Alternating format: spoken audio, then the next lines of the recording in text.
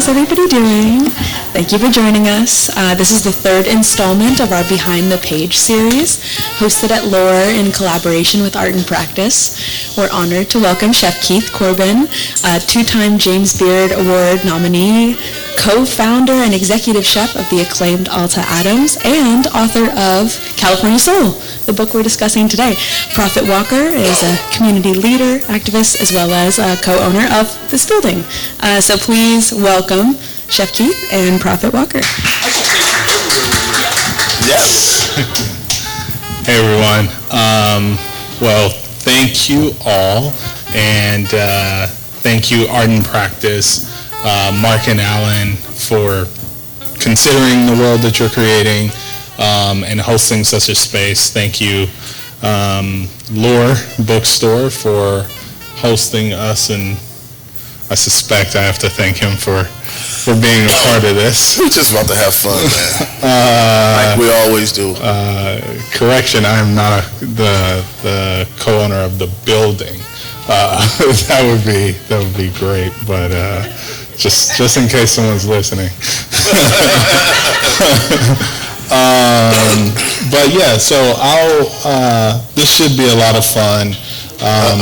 This is one of my close friends and brothers from another. Unless Lydia was here, she'd probably beat us the same. Yeah. And so, but before I let you say a word, I figured I'd read the prologue of Keith's book, and that's probably the last part that we'll discuss, or read the book. I want you guys to buy the book. I'm going to unapologetically plug Lore and say, go buy the book, read the book. It's actually a really good book, actually. I'll take that from you, man. I'm not the greatest reader, but here we go. So, and I wanted to put you on the spot. All right. So Watts, California, August 2018, morning. The first thing I remember was the white Camaro. I'd been back in Watts for 3 days. A year earlier, I moved to Oakland to work as director of operations for the local restaurant group. But I came back frequently to see my family and check on the original local location in Watts. On this visit, I was making my rounds with my younger brother Marlon and his 4-year-old son. So to say goodbye to family before catching my flight to the Bay. Around 9 a.m., we left to my mother's house in her new Toyota Venza and drove through the Jordandale projects where I grew up to see friends and soak up some of what I was missing in Oakland. I made one last stop at my aunt's and headed to local to work until my flight to Oakland. As we drove away from her house, we passed the white Camaro. As soon as we went by, 2 dudes jumped out. Looking quickly, I saw they had guns, and not just any guns. One of his favorite words. These motherfuckers had that was not planned, by the way. These motherfuckers had AK-47s. Instinctually, I knew they were bounty hunter bloods from a rival project, Nickerson Gardens. There was a war going on, and they were there to kill.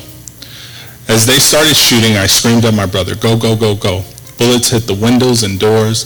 The headrest exploded. I turned to the back seat and tried to get my nephew to keep his head down. The Venza bucked over the bumps in the road as my brother hit the gas and made a right turn onto Grape Street. We flew through the stop sign on 102nd. Less than a minute later, we were at local. Somehow, miraculously, no one in the car was hit. My nephew was in shock, too little to understand what had happened. But the car itself looked like a murder scene.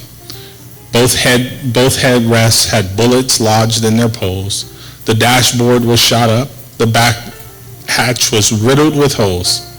What happened next was a result of instincts sharpened from years in the game. There was no thinking, no back and forth, no debate. There was no screaming or hollering, just an energy and a quick movements. I knew I had to leave a body myself at Nickerson Gardens before they even got back to their hood. My homie Montana came to Local's kitchen. I told him what happened. He got in my mother's car. I hopped back in. We went to her house to grab a couple 45s and 9mm. I came back to local, just as my cousin was pulling up. When I let him know what had gone on, he didn't hesitate. I'm going to. We can use my car. Less than 5 minutes later, my cousin, my brother, Montana, and I were parked on Compton Avenue in front of a liquor store across from Nickerson. We were looking for the blood, anyone affiliated, and soon enough a dude in his 20s wearing a red hat came out of the store. He would do. With my 9mm in one hand, I cracked open the door, and I turned and looked over my shoulder. And in that moment, seeing the faces of my brother, Montana, I paused. This shit ain't feel right. I got back in the car, shut the door, put my gun down. Fuck this. I told my cousin, let's go. As we drove away, I watched the young dude in the red hat get in his car, oblivious to the fact that his life had been so close to being over. I was done. This was the end. I had to get out now, for real. Over the course of my 40 years, I played lots of roles. I've been a boogeyman, one of the demonized teenagers, drug-dealing gangbangers America was scared of, who grew up in the 90s in the worst projects in Watts during the height of the country's infatuation with gang culture and gangster rap. I've been a prisoner in some of the most dangerous maximum security prisons in America, surrounded by inmates serving life sentences for murder, making moonshine in my cell, and stabbing people in the yard for survival. I've been an ex-felon who tried to go straight and worked his ass off to get promoted in a civilian job, only to be fired because of his past and left wondering if gangs and crimes were all I had. I've been a press-friendly selling point, the feel-good hire at an ambitious restaurant that was supposed to revitalize my community. I've been the chef in the face of a fine dining restaurant that headlined national best lists and hosted private dinners for Jay-Z and the cast of Blackish, Beyonce, and John Legend. And after the George Floyd murder, I was a Black Lives Matter, and Black Lives Matter took across America. I was band-aid by white folks as part of the woke narrative to help assuage their guilt. I've had white women in Beverly Hills pull up alongside me to apologize for the way that police had pulled me over. This book you're about to read isn't a gangland morality tale or a prisoners make good drama or a chef memoir that paints a life as a uniquely American success story. Most of these stories ended with the protagonist deemed transformed enough to step through the magic door and enter mainstream white society. I know that song all too well. My magic door was supposed to be cooking. But when you're a black man coming from where I come from, that door may open, but you never really get all the way through. This book is my opportunity to ditch the tropes and tell my whole story. The story of what it's like to grow up in America under the worst circumstances, to see unspeakable tragedy, to commit acts of violence and crime, to get locked up and locked up again, to attempt to go straight and find the system unforgiving, to find a passion and go for it, to understand, to succeed and to fail, and be forced to fight for a place at the table. This book is called California Soul, not just because the type of food I cook, or because I'm uniquely tethered to the place where I was raised, but because I've poured my soul into this story, and I want you to know, when you read it, you're staring at a piece of me and my truth. Anyway, let's begin. That's the beginning.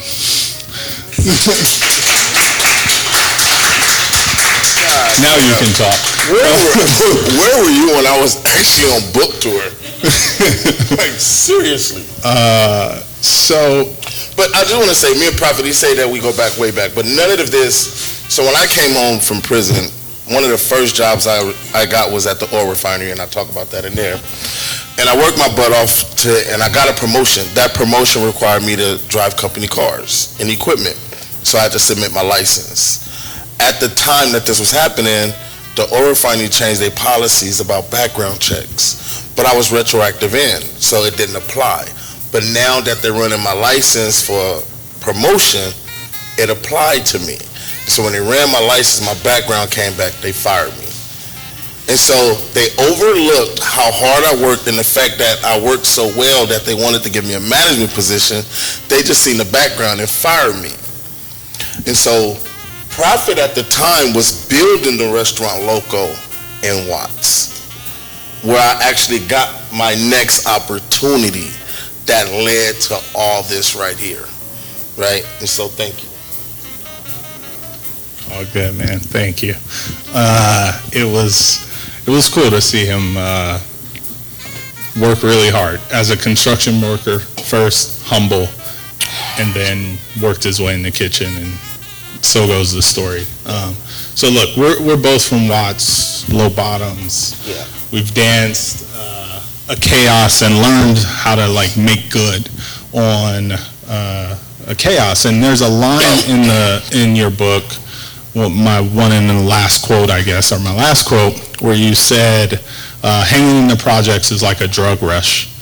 You come to expect the sensation. You crave the chaos. You need it. Yeah. And so you talk about this in the context of your life, in the context of that, like, hanging out there, having fun there. And I'm curious how, in this moment, does chaos show up for you now? How do you use it? How do you thrive it? I work in a restaurant. I'm surrounded by chaos. I've traded one addiction for another. Simple as that, right? But for me, I still go down to the projects. Okay. I still get out and I still take it all in. Like that very day you were reading about, right? I was removed in Oakland, but I still found my way down there because I always miss it. That's home. And I tell people, like, it don't matter where the tree grows and where I hover over, I'm rooted in that chaos. That's where my nutrients come from. That community, those people, that's my family, right? And so no matter if you try to remove me from that, I may not survive. Okay. Like, so I always go back to the projects. I always go step out. Even if I just ride through it, nobody never sees me. I just spin the block. And But so, I've replaced that chaos with the kitchen. and so you use that same energy. It's an energy that you're Yeah. touching on, Yeah. right? One that's like communal, that's exciting, is what you're using Yeah. in the restaurants. That's it. I just built the same thing. Just have it around me. Okay. I just hope that I'm not causing the chaos. You are, for sure. I literally go to Alta to be accosted at this point. Like, I walk in, and he's causing the chaos in the kitchen and at my table. Bro, I literally have pictures of you sitting in my restaurant with your shoes off on the bench having dinner. It's comfortable. It's a comfortable You're part of the place to be. chaos. So understanding that, you know, growing up in a childhood, there's the chaos here. Now let's talk about hustle. This is something we both could quickly attribute to, whether it's the streets, our lives, our family members. I want you to share your view of hustle, and then I want you to tell us a story of how you've leveraged hustle to help you succeed in the kitchen. And then I have one story that I want to prompt you to tell as well, which you guys, this will make sense. If I pulled out this here for you, what would all that mean? From a hustle standpoint. Means your dad robbed me. This is going to be a good story. That's what that means. You learned. I learned a fast trick from your dad and your uncles. All right, Yes. Let's talk hustle. Okay. Tell us. That's crazy. Shit you try to forget. Okay, what's the question? I just said, talk about hustle. Tell me that triggered you. So here's the story. My pops. No, we'll get there. Okay. Yeah. Tell us how you leverage hustle from your past, the people you've seen, the experiences, and how you leverage that in the kitchen today? Well, for one, again, I grew up in the projects, right? And so in impoverished communities, we breed entrepreneurs, right? There's just lack of opportunity. And so whether you have the lemonade stand, or you're cutting the grass, or you're throwing the newspapers, and where I'm from, it was either you turned dice into a hustle, you sold drugs, sold weed, and for some people they call robbing a hustle, right? Jacking. I was a drug dealer. That's what I did. I sold drugs, I manufactured, I cooked drugs for a living. I started cooking drugs at 14 years old. Was taught by my older brother, because at that age he felt I was too old for him to keep giving me his money that he was hustling for and taking risks. And he had never held a job, so he couldn't teach me how to go get employed. So he called me over to the kitchen and taught me how to cook. And so that was always my hustle, cooking drugs. And so how I leverage it today, because for me, product, and I tell this all the time, product sells. And so the same way I sourced in the streets, right? If we're talking about crack cocaine or kilos of cocaine, like, you want to start from a good product, right? Because that product translates into your finished product. And so when I source in the restaurant, I keep that same mentality, right? I'm sourcing from the best product. That way when I prepare it, it's going to translate. And so I'm not just buying anything. And so that level of care for how I'm sourcing is important. And so that's one way. That's one thing, like, because I'm still in the kitchen. The kitchen has always been a common thread in my life, whether from the streets hustling, from landing in prison, and then coming home from prison, I'm thinking, okay, if I could just stay out the kitchen, I'll be all right, right? Because my association to the kitchen was the streets, but didn't know that God's plan for me was the kitchen would be my way out. And so this kitchen has always been a common theme. And so, yeah, just the way I really source. Yeah. And, yeah. So now you can tell the story. Lately, I've been watching you look at your P&L. You show this with me constantly, looking at the COGS, looking at the cost of labor.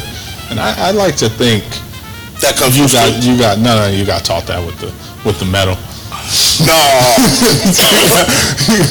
Looking at the COGS and watching the money flow comes from the streets, the hustle too, right? Like, just, flipping work and product and this, that, and the other, and having people that you front and blah, blah, blah, blah, right? So you're watching all the numbers and making sure that, there's times where you have to stretch it a little more. But we're not going to get into all that.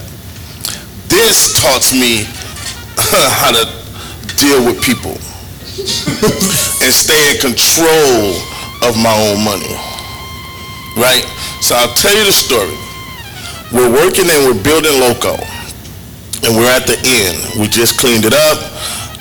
It's time to tear down the work site. And so Pops was tearing down the work site. And me being in the projects and just knowing like how the smokers steal the copper, I just know copper, right? And we see all this copper everywhere. And so I tell Pops, man, what you doing with that? Like, shouldn't we be taking the copper? And it dawned on him. And so then we collect all the copper on the work site. And he calls his brother, which is Prophet Uncle, to pull up with the truck. And we put the copper on the back of the truck, and I'm like, okay, we're going to go sell it. And he informs me that, it's late right now, but we can get together and go sell it tomorrow. When I see Pops about 2 days later, he pulls up and he has me $70 to $77. I'm like, what's this for? This is your cut on the copper. That's all we got, right? We had a whole work site of copper. To the point where your brother had to pull up in a truck. And you mean to tell me all I got was $77, and it was my idea? But yeah, and so I never put my product in the hands of no one else. I could not get the end of this story to this day. You mentioned you're a cook, you're a chemist. I am a chemist, yeah. at the heart of this, and I'm curious, what's one of your most important ingredients, do you think? Intangible or tangible? I could go cliche and say me, love, right? Is that cliche? I mean, you know, everybody says they pour love into it, and I really do. But as far as an ingredient, I think it's my instinct. Because you can have a recipe and give it to 4 different chefs, and the dish will come out different depending on their instinct, right? When you're browning something, when you're searing something off, when you're reducing something, those are instincts that's only tailored to that person, right? How far they want to go. And where you depend on pulling it at, those are flavor profiles. You know what I mean? Some is lighter, some is darker, some is nuttier. And so I think what separates me is my instincts. What separates all chefs is their instincts, right? That's why a recipe is just a guide. At the end of the day, you have to know how to cook. All right, well, what defines, within your cuisine, soul food? What's that? Don't define me by soul food. I'm asking within one of your cuisines. Damn, man, you're always combative. Define soul food. How about that? Next, define Italian food if you like.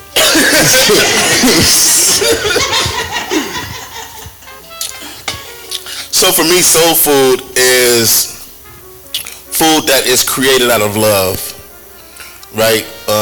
With the intent to nourish, sustain, and feed the soul of people. You have to think about, when we think about soul food in the South, I try to imagine, you know, them being in the fields, working, picking cotton, doing whatever they're doing, and at the end of the night, just gathering, doing a head count, and taking the remnants of whatever was left, right? Hence the oxtail or the chitlins, the guts of the animal and things like that. And they're doing a head count, and they're singing hymns, and they got fires going, and they're cooking these food, slowly pouring love into it, right? And they're making this food to nourish and sustain themselves and carry them over a journey that they don't know how long it was going to last. And so for me, that's the essence of soul food for me. And so with that, I don't give a damn what's created. It don't have to be ham hocks or mac and cheese. It don't have to be fried chicken. If my wife got up for me and made a peanut butter and jelly sandwich out of love to nourish, sustain, and feed my soul, to carry me over that work day, then that peanut butter and jelly sandwich is soul food, right? And so that's just how I look at it. And with that being my guiding light, or my understanding of soul food, then I can create anything, and it's still soul food. And then also the fact that I'm fucking black, so if I create it, it's soul food, right? But this is a big argument over the last 2-3 weeks. We have argued over pizza, the origin of pizza. We have argued over the origin tomatoes. Where did tomatoes come from? Where did they originate from? It's been a. But yeah, I don't want to take from what was created in the South during that time, right? And I treasure it. But I also don't want to be marginalized or limited to that as well, right? Because if we follow the trend that they showed us, right, the food that they created at home isn't the same food they created in the South, right? And so why do I have to create the same thing from the South while I'm in California? They've taught us to take what you have around you and create food under this premise, right? And that's what I do. Nice. Within that, what do you have a comfort food, like, within that same line of logic? And what is your comfort food? I'm curious, what would your mom's comfort food be? And someone we haven't talked about. My grandmother. There it is. What would be her comfort food? And even her importance, if you want to. So my grandmother's from Mobile, Alabama. And so her comfort food was big pot stools, right? This idea of cooking vegetables and beans and using meat to flavor the dish and not be the main course, right? It was a flavoring agent. And so that's her comfort food: beef and potatoes, gumbos, collard greens, hoppin' johns. Like, Like that's shit. Or Hoppin' Johns. Black Eyed Peas. Okay. You asking me for the crowd, or you asking me? I'm serious. Don't judge me. Safe space, who man. are we partnering with, bro? Safe space, man. Okay. You're right. No questions are no Jesus. questions. My comfort food, it just all depends. Right now, I just enjoy eating. Can't you tell? One would think it was sugars and carbs. But yeah, You gotta give us something. I always lean back to the traditional soul food. I always come back home to that. Yeah. Right, like the Thanksgiving meals, the holiday meals that we have around the house. Like it's just I inherited that. That's just part of my DNA. Love it. So You that's guys my got comfort. comfort food? Comfort foods? You can say it. John, what's your comfort food? Chef John.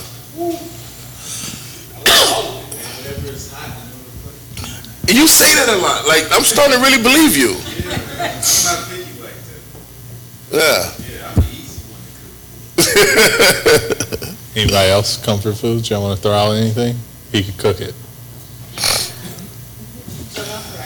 Ooh. Jollof rice. So, I love jollof rice. I actually did a jollof risotto with peri-peri prawns. Okay. That was really delicious. Exceptional. Yes. I couldn't eat the prawns. Yeah, so I gave him chicken. Yeah, Unbelievable. yeah. Really good, yeah. Actually, I didn't see that coming. So, speaking of jollof rice, this connection of what's soul food, Keith only just traveled internationally last year, I think, or sometime last year. And one of the spots you went to was Mexico, and you came back inspired and made a dish that's also one of my favorites at Alta. And I point this out, and I forgot all about the jollof, but I'm curious to how you're taking your travel and how is that shifting your brain even more as a chef right now? I mean, when you travel and you see how other people are cooking, right? But then also, I'm very interested in ingredients and how they move around the world, right? And I've learned, shockingly, that a lot of ingredients that we think about that's tied to a country or a culture or a region did not start there. And we talk about the tomato. Right now we talk about tomato, we think about Naples, we think about Italian. Tomatoes are from Mexico, South America. When we think about plantain and bananas, we think about the Caribbean and we think about Africa. No, it was introduced to Africa through Southeast Asia. When we think about peanuts, we tie that to African cuisine again. No, it's Mesoamerican, it's from right here. It wasn't until the slaves came here and began to use the peanuts because the Latinos or the Mexicans was not using them, right? And so they taught them how to use that ingredient. And so that, for me, when we talk about jollof rice, right, you would think that, I always thought for a long time that Spanish rice was influenced by jollof rice. But it isn't. Because when you think about it, jollof also has tomatoes, which comes from, but that don't mean that it was inspired by Spanish rice neither. It just means that Asian rice spread across the world, and you have people in two different locations are treating this ingredient in a similar way, right? And as the spices traveled and ingredients traveled, they begin to use them because some of the ingredients that's in Africa goes in Mexican cuisine and Spanish rice. And then jollof was created before the tomato even hit over there, and then it was introduced to the dish, right? And so that's I love just researching ingredients and food and how it moves, right? You think about mezcal, right? And the fermentation of agave. Well, they learned that through the Spaniard conquering of the Philippines. And the Filipinos had a large population in Mexico, and they were fermenting coconuts. And so if it wasn't for that, you wouldn't even have mezcal, right? And so my travel is about that. Like when I travel and eat, and then I try to bring it back home. They say mole belongs to Mexico, but 90% of the ingredients come from Africa. Right? You have chocolate tomato. And there's a mole broccoli. And I have a mole broccoli, but you have tomato and chocolate and peppers, but all the spices and the flavor comes from Africa, right? Through the trade or the conquest or the conquering or whatever the case may be. And so, mole is mine too. So this is how literally our conversations end. I'm like, where did this come from? And he'll go through this whole history, and then I'm like, so it's mine too. I'm like, jeez. You're about to travel to Europe for the first time for 7 weeks with your whole family? For 3 weeks. 3 weeks, okay, yes. For the whole family on Monday. 7 weeks I would die. For Monday. What are you hungry to taste? What are you excited to explore? Did you get all the fancy invites to restaurants? I have my family, and I pretty much let Renee and the kids kind of plan it because I could steal the show by wanting to just go hit in certain restaurants. I'm making phone calls and drag them along, and so I'm really just enjoying them and having a break.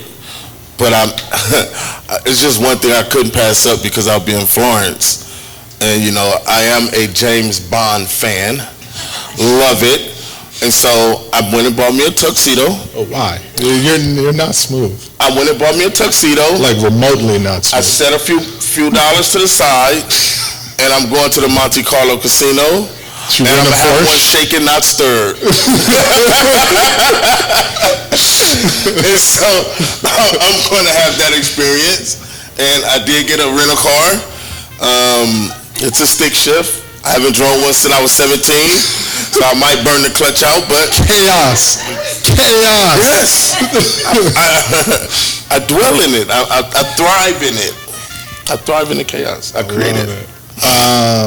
All right, so look, we're in Art and Practice home. It's a public space. All my artist friends like to ask the question of what is your practice, or they talk about their studio and what their studio is and what it looks like. What's your practice, and what is your art studio, if you will, and how do you go into your art studio? How do you create your rituals, ground yourself? I don't know. I just focus on being present. Mm-hmm. And so I go in and I'm just present, mm-hmm. and just let the creativity go from there, whether I'm driving it or I'm a passenger along with my team or someone else, right? But just being present for me. Mm-hmm. That's my practice. Because I have to practice it. Why do you have to practice it? Because in the world we're in today, you can easily be distracted. Mm-hmm. You know what I mean? And so I practice being present. So that's an interesting thing. So your focus, you believe, has come from practice more than just pure passion? Or can passion outweigh the actual practice of focus? Passion can only take you so far. Mm-hmm. You still have to practice.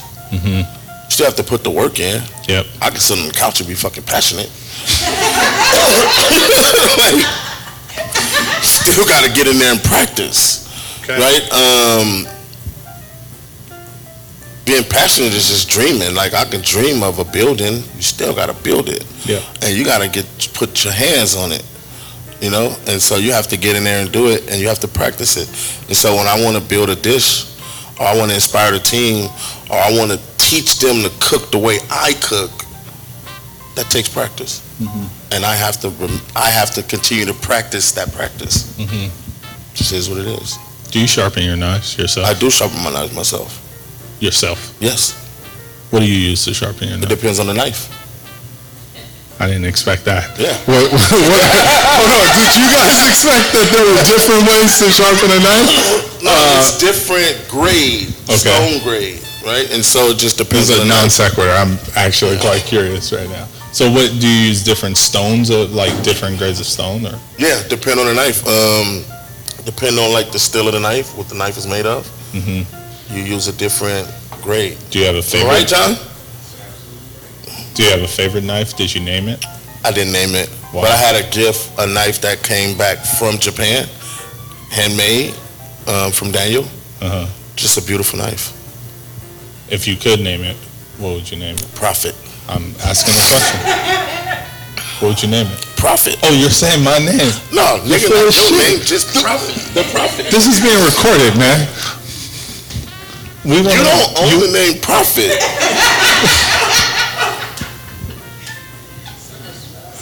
Like, man.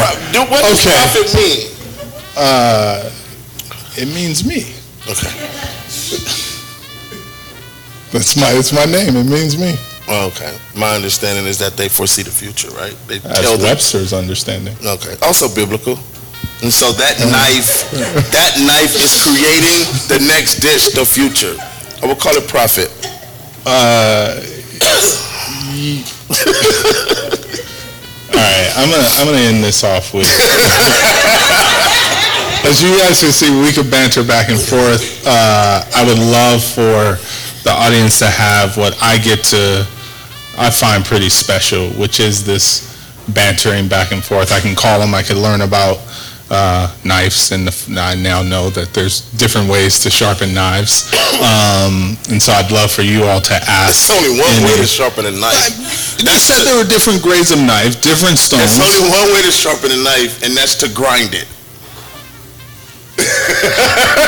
That I can understand. But my assumption now, I'm having like, I see someone sharpening on a stone. I see like a belt moving really fast. Sharpening on the concrete. Yeah, there's that. That's what I'm saying. We both share that as well. We both were formerly incarcerated. Yeah. Yeah, there is that. I say this all the time in that my work, and normally I've been a little bit nervous here, except for the fact that it was Keith, because I'm normally on the side of getting asked questions. But I always say that my life's work is to write a love letter with my walk to the world. What's your love letter Food. to the world? What about food? You just gonna write food? No, the dishes I create, like I literally research and learn things to tell a story and tell that love letter about ingredients or culture or food. The dishes I create. Why? Why does that matter? Because that's how I tell my love story. The same way you do with buildings. Yeah, but why? Because it's important. Why? We can go on. This is 33.33.33. Like, they can go on and on and on. We want to know why. Why is that important? Fuck. Thank you. He was not going to answer me. Thank you.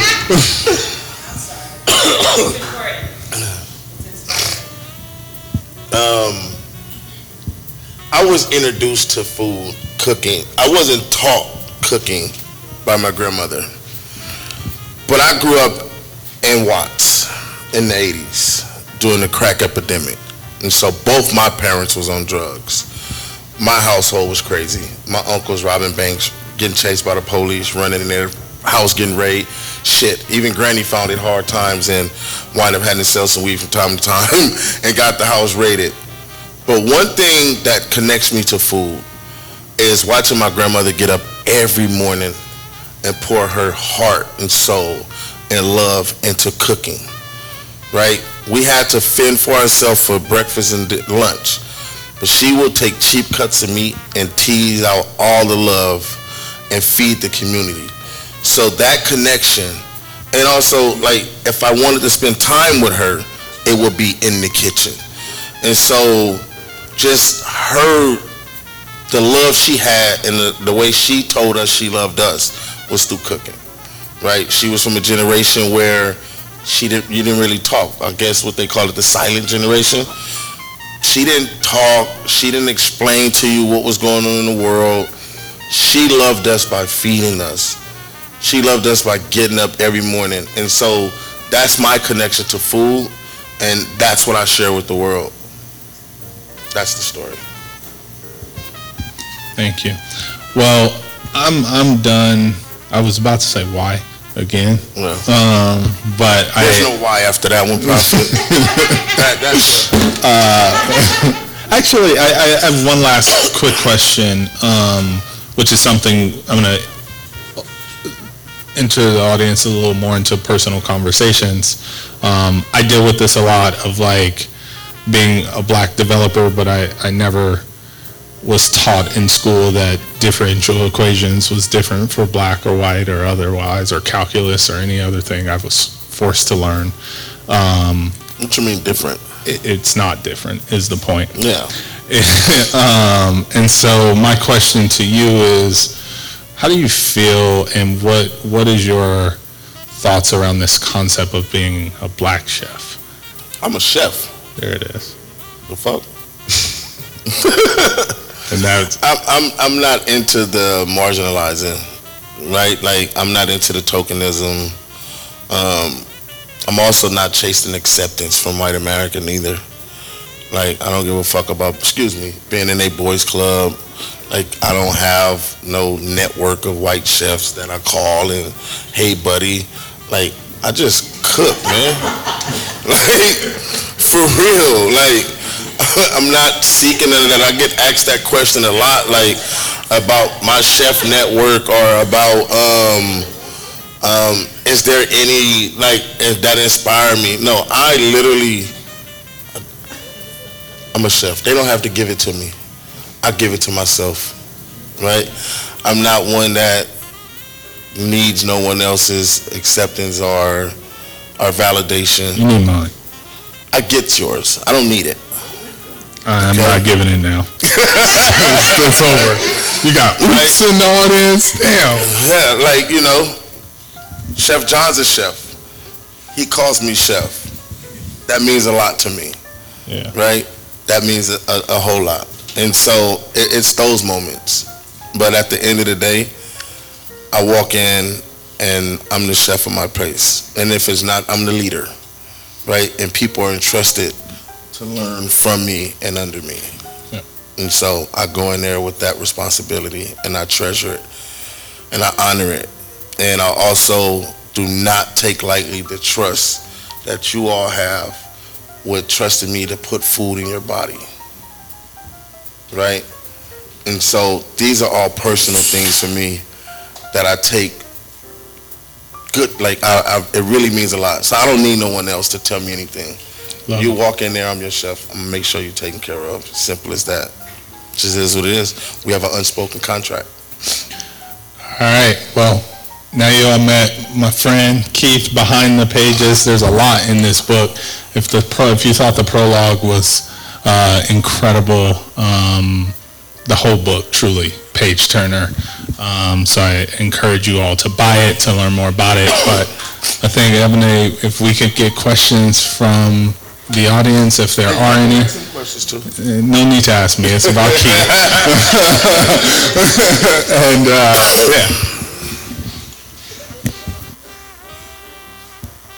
Man, you part of the team. You don't get to ask no question. Yeah. You know, but I'm still participating. You know. Go for it. Chef Keith. So I got two full questions. So Ask me one at a time. Like, I really got can't. Nah. all right, okay. What is your favorite dish to create? Usually when I go, I get shrimp and grits. That's my go-to. My girl's vegan, so we had a little bit of a struggle. but that's what's your favorite? The next dish. What's Always. The next dish. I'm constantly about moving forward. Right? And it ain't about, like, not paying respect or appreciating what I've created in the past. But my favorite dish is always the next dish, because I love going through that process of succeeding and failing. I love learning. I love teaching. And so the next dish is always my favorite. okay? And you mentioned James Bond. I'm a big James Bond fan. So who's your favorite actor? Mine, Sean Connery, but obviously, well, Pierce Brosnan, but Sean Connery is the OG. Who's yours? The OG. I'm old school. Okay. All right. There you go. See how I got out of that one? Okay, I have a question. Are there any foods you don't like? Uni. Oh, okay. It's a textural thing for me. Ask why. Yeah. It's a textural thing.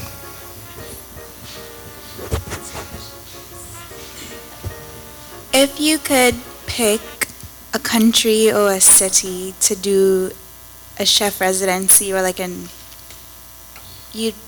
residency that would allow you to learn about their culinary artistry, what would it be, or where would it be? It would be two. It would be Japan or France, in that area.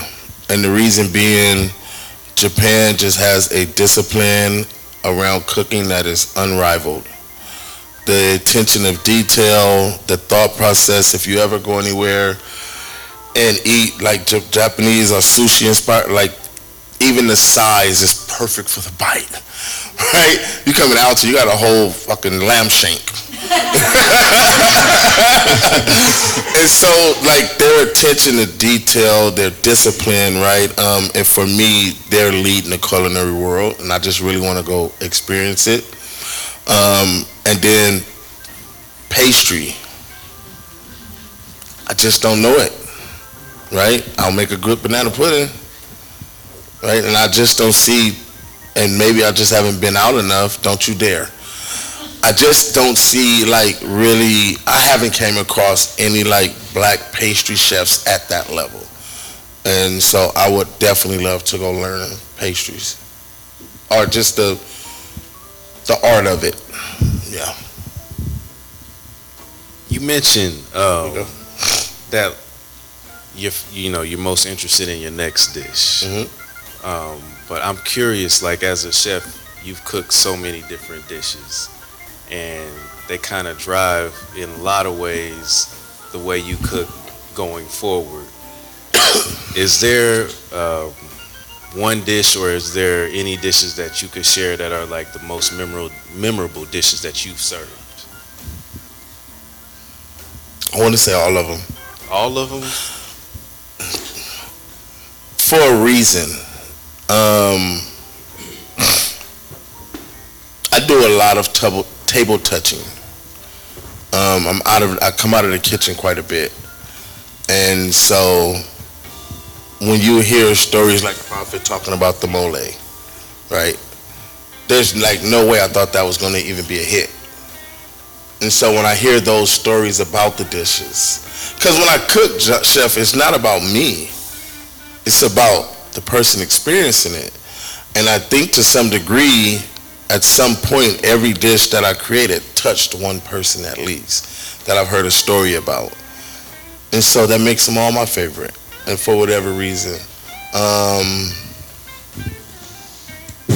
The last one I was really excited about that came through really well was the West African inspired lamb asabuku.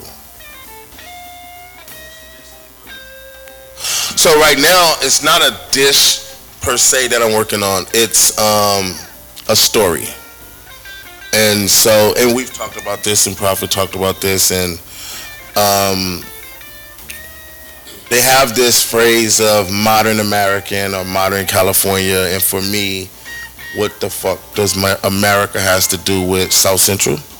And what does San Francisco for modern California has to do with South Central, right? Or LA. And so I want to do a modern Angelino cuisine and tell that story. And that's where all the researching with ingredients and how they move between Africa, Asian, and Mesoamerican, and tell a story about the ingredients and the culture. And so I'm excited about telling this story, and I don't know what dishes is going to come out of that. Yes?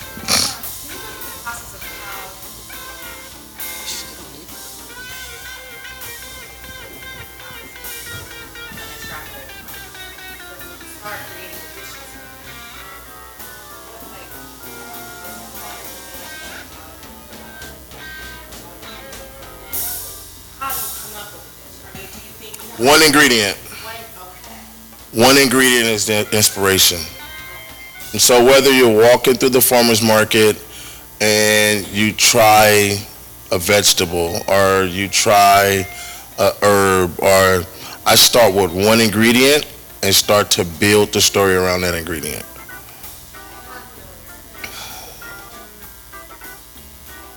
You're never finished. The dish you have today most likely won't be the same next week, right?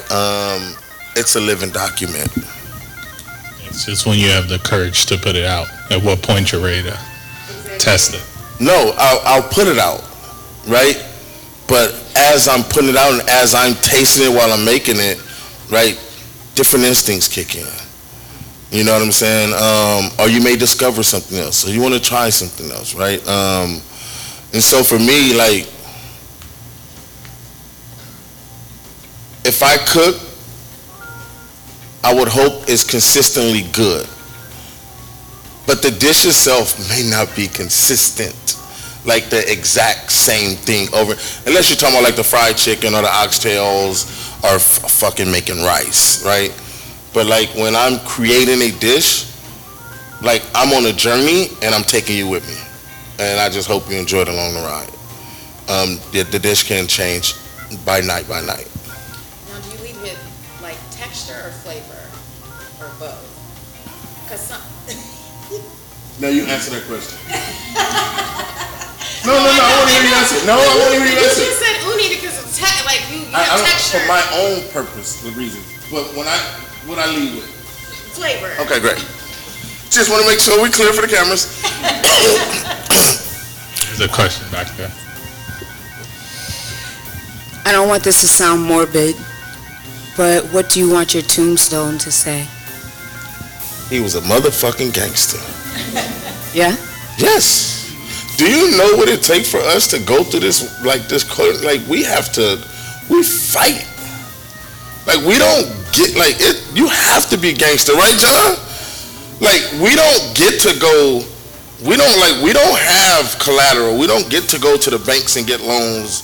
Like we don't have this support like white restaurants do of their own people. No offense, but yeah, it's offensive, right? Like you have to fight as a black chef in this industry. You gotta be gangster. Like you have to. And then when you do get a little bit of something going for yourself, like then here come the exploitation, the exploiters, right? And that opportunity might take you to the next level, but then you have to be strong enough to say, fuck that, I'll wait. And so like you have to be gangster in this. You have to, at least to set the stage for the next generation. Because if you go back 10 years, like there was no talk about black chefs like it is today. And so now that we here, it can't be about just us. Like the window's cracked, the door is cracked. We gotta be gangster enough to kick that motherfucker open. So then that would lead to another question, like what's the most significant challenge you've had in your career as a chef, and how did you overcome it? Woo! Boy, I'd be making you breathe. The most significant challenge I've had as a chef, and how did I overcome it? Okay, and I talk about this in the book. And that's what I was saying about being gangster. My first deal was an exploitative deal. And I could have walked away and gave up and threw in the towel and bitched and cried about, how I got fucked over. But I was still in a position, and I built the brand on my shoulders, around me, and then went back and leveraged that and got the company. So, my entry point into this industry, that's why I say you gotta be gangster. You have to.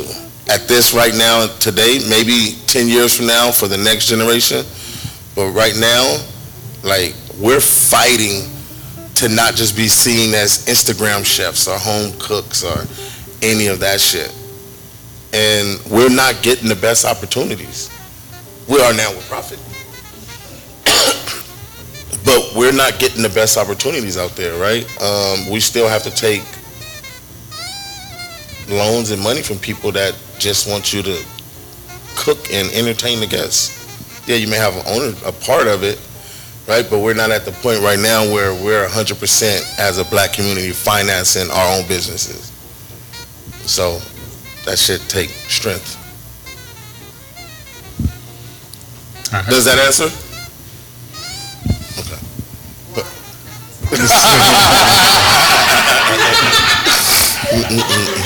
I actually have a question. In the name of practice, where did you get your start? Did you go to any culinary schools, or were you self-taught? Like, what is your self-taught? Self-taught. Got my opportunity. It was a restaurant being built in my community in 2015. They hired me, and I got a job on the construction site at the same time. Prophet. It was him. Yeah.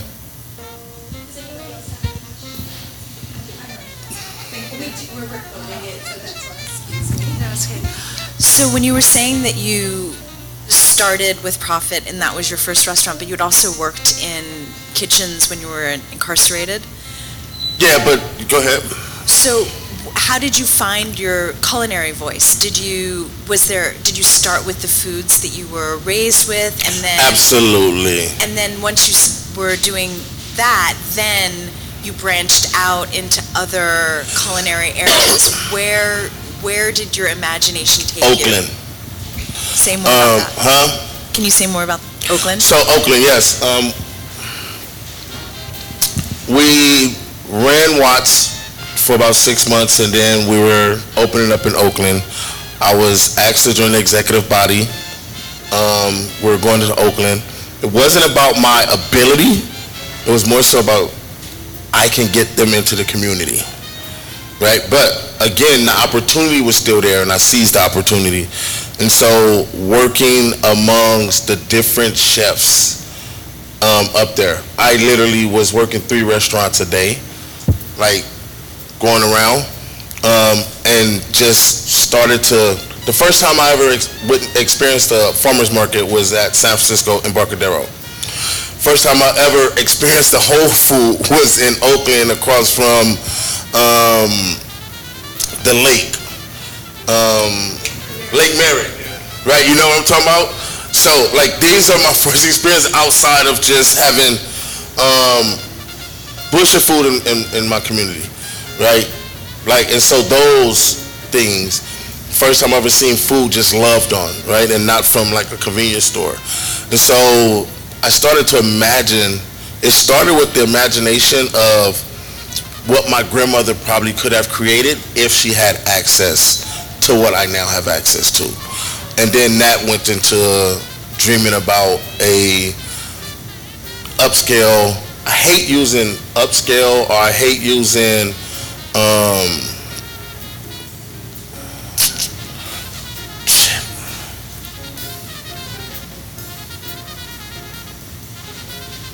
yeah, really just upscale or refined when we talk about soul food, because food was intended to be eaten from farm to table, from dock to table, in seasons.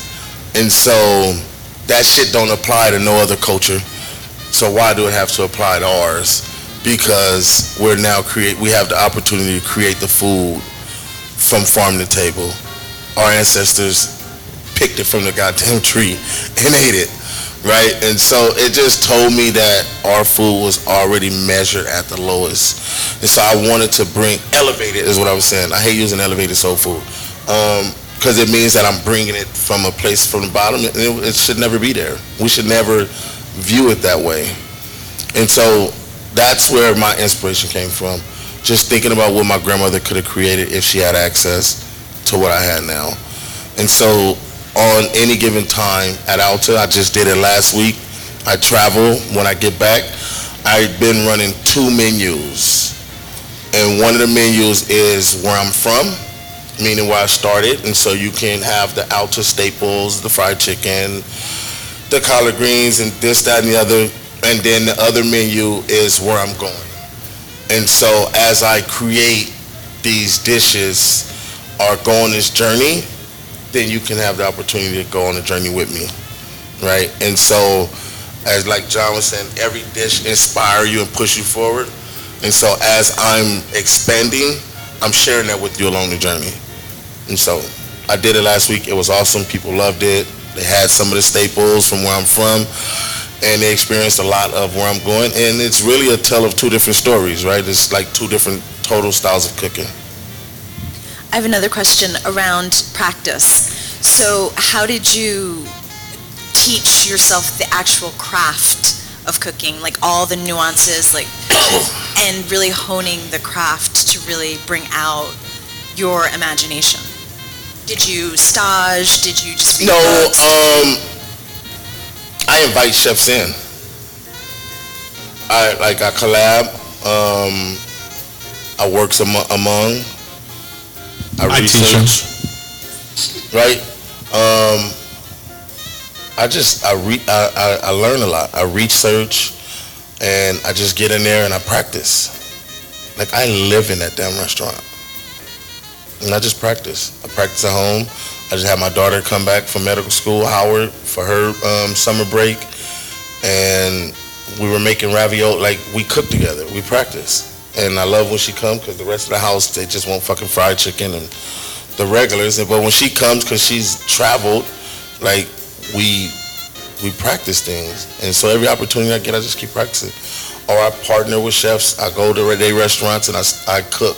Or invite them into mine and I learn things, right? And that's how my journey of education been, is one, using my platform to uplift and expose my clientele to, or my community to other chefs, but also having them in the kitchen and like, what you doing over there, right? And that's just how I learned.